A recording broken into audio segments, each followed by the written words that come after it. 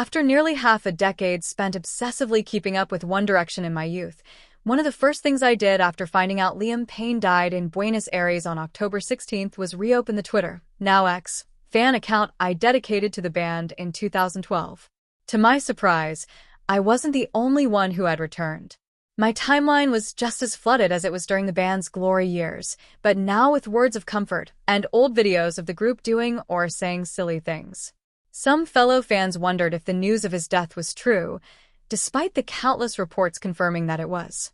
And for the first time in 4 years, One Direction was active on Instagram, with a statement signed by all of the boys, but surreally, including Zayn, who'd left in 2015, and without Payne, it's been nearly a decade since the band officially announced they would be embarking on an indefinite hiatus, which at the time almost felt like their way of letting us down as easily as they possibly could.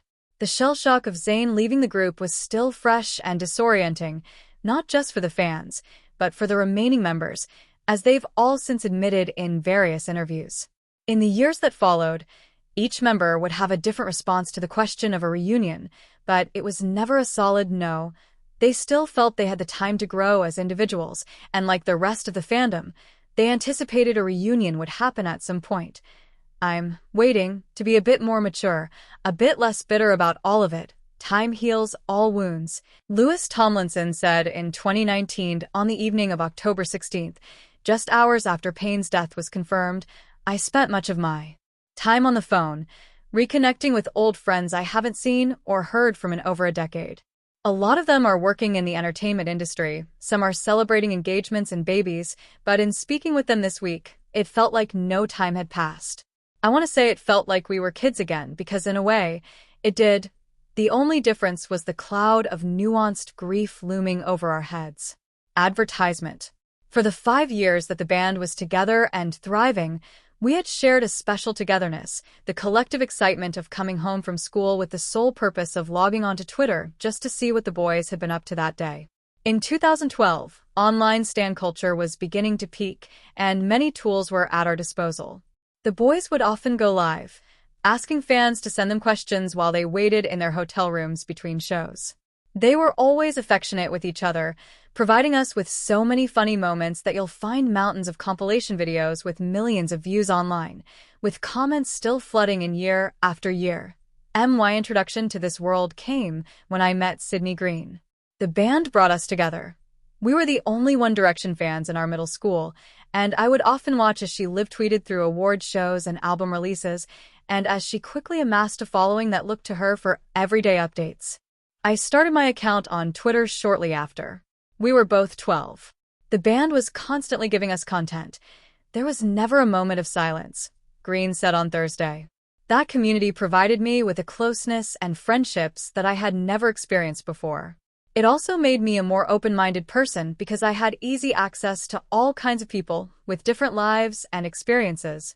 When I got to high school, I connected with Angela Henderson, who'd started following One Direction in 2011 after joining a Facebook community for Los Angeles-based superfans.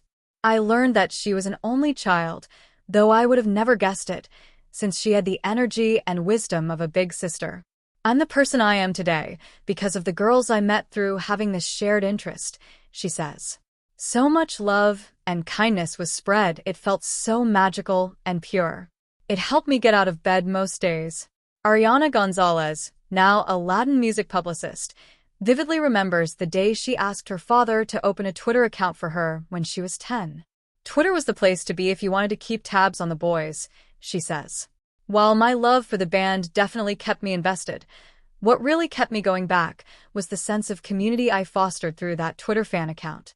Back then, many of us were belittled or looked down on for being so obsessed with these strangers, but the community gave me a way to instantly connect with like-minded people who understood.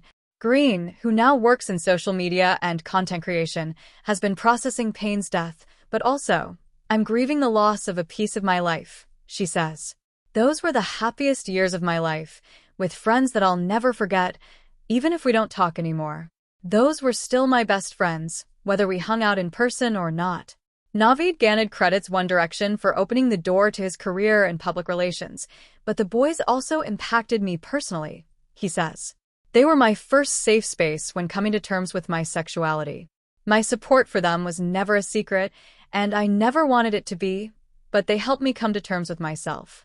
With Payne's death, I'm also grieving my 13-year-old self, who felt so much safety and security in such a tight-knit space. When someone credits a band or a celebrity or an artist with saving their life, it's a tricky concept to comprehend, let alone explain.